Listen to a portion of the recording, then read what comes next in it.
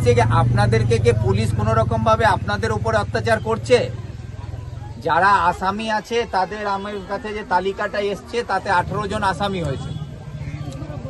তো 18 জন আসামি, 18 জনকে পুলিশ ধরবে, তাদের আইনি ব্যবস্থা হবে, তাদের কোর্ট থেকে বেল হবে। আপনাদের কোনো পুলিশ কি অত্যাচার করছে? মহিলাদেরকে গিয়ে হেনস্থা করছে, বাড়িঘর ভেঙে দিয়ে আসছে, দরজা ভেঙে দিচ্ছে, জানলা ভেঙে দিচ্ছে। সেই অভিযোগগুলো আমরা শুনেছি, সেই জন্য আজকে করণদিঘি আইসির কাছে এসেছিলাম।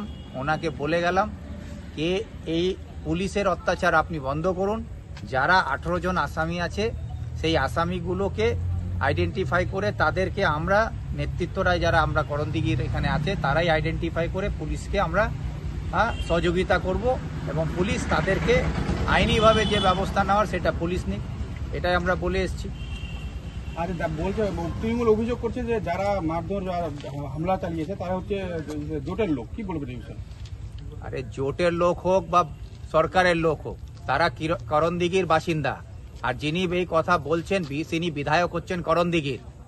তিনি তৃণমূলের বিধায়ক নয়, তিনি তৃণমূলের প্রার্থী হয়েছিলেন। যখন বিধায়ক হয়ে গেছেন উনি পুরো করণদিঘির বিধায়ক।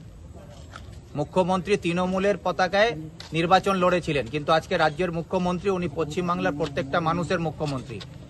তো আজকে এই কথা যদি কেউ বলে এটা জোটের লোক আর এটা শাসকের লোক, এই কথা যারা বলে তারা রাজনীতি করার তাদের কোনো জ্ঞান নেই এবং মানুষের পাশে তাদেরকে দাঁড়িয়ে জনপ্রতিনিধি হিসাবে নিজের পরিচয় দেওয়ার কোনো অধিকার নেই। আজকে যদি এই কথা কেউ বলে থাকে তারা রাজনীতি করার তাদের জ্ঞান নেই, তাদের দরকার হচ্ছে রাজনীতিকে শিখে আসুক। একজন জনপ্রতিনিধি সকলের জনপ্রতিনিধি হয়। কিন্তু দুর্ভাগ্য হচ্ছে বিধায়ক সাহেবের দায়িত্বে পড়ে যে যদি কোনো সমস্যা দাঁড়ায় সেটাকে সমাধান করে ওনাকে যাওয়া উচিত ছিল, কিন্তু উনি মাঝপথে সমস্যাকে আরো উস্কানি দিয়ে এখান থেকে চলে গেলে এবং পরে পুলিশ এসে আপনাদেরকে হয়রানি করছে, এটা আমি শুনেছি। তো বিশেষ করে আমি মা বোনদের কাছে এসে আপনাদেরকে কে পুলিশ কোনো রকম ভাবে আপনাদের উপরে অত্যাচার করছে? যারা আসামি আছে তাদের আমার কাছে যে তালিকাটা এসছে তাতে 18 জন আসামি হয়েছে। তো 18 জন আসামি, 18 জনকে পুলিশ ধরবে, তাদের আইনি ব্যবস্থা হবে, তাদের কোর্ট থেকে বেল হবে। আপনাদের কোনো পুলিশ কি অত্যাচার করছে?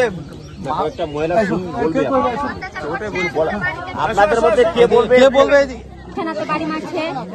যখন পুলিশ আপনাদের বাড়িতে এসেছে, মহিলা পুলিশ সময় ছিল? না, ছিল না।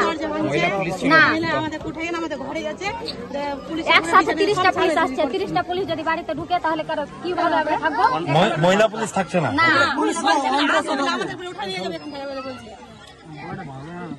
লোকের কথা বলছে, গ্রামবাসী বলছে কি, এখন নেতারা বলছে কি, কে বলছে বলতে পারবো না, কিন্তু এটা কথা বলছে যে মহিলা পুলিশ আসবে, দেখুন মহিলারাকে তুলে নিয়ে যাবে, কান টানলে মাথা আসবে। এটা কেমন কথা বলছো?